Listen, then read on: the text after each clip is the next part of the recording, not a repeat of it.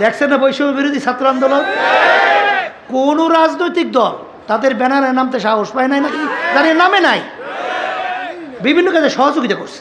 কিন্তু ইসলামী আন্দোলন বাংলাদেশ আমরা আমাদের ব্যানার নিয়ে ন্যায়ের পক্ষে, অন্যায়ের প্রতিবাদে, খুনিদের বিরুদ্ধে, জালেমদের বিরুদ্ধে আমাদের জানের ঝুঁকি নিয়ে রাজপথে নামছিল, ওদের বিরুদ্ধে আওয়াজ তুলছিল, বাংলার জমিনের ভিতরে অভ্যুত্থান ঘটিয়েছিলাম।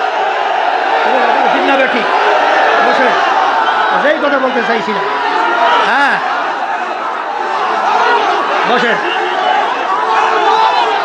যেই কথা বলতেছেন বসেন, বসেন, বসতে হবে, বসেন।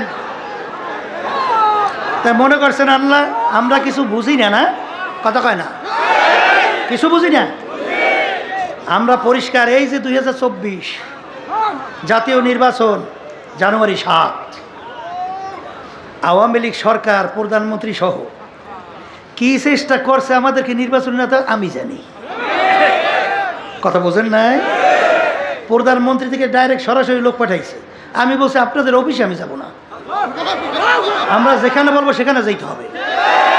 বসছিল ঠিক, প্রায় 1 থেকে 1.5 ঘন্টা আলোচনা, পরিষ্কার মেসেজ পাঠাইয়ে দিছি, ইসলামী আন্দোলন বাংলাদেশ আপনাদের এই পাঠানো আমাদের 10টা এমপি দেবেন, বিরোধী দল বানাবার চিন্তাও আছিল।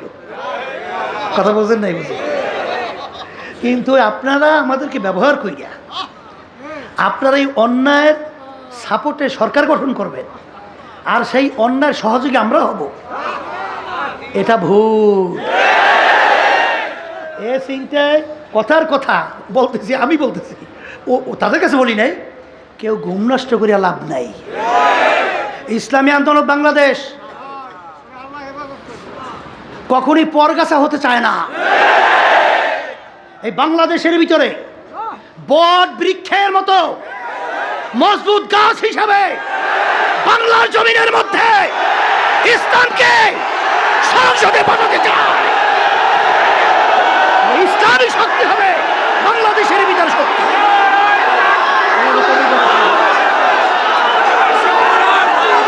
এই জন্য বসেন, সেই কথা বলতে চাইছিলাম।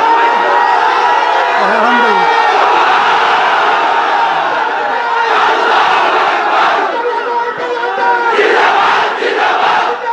বসেন, বসেন,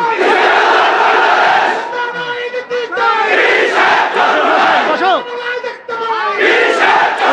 আলহামদুলিল্লাহ, বসেন।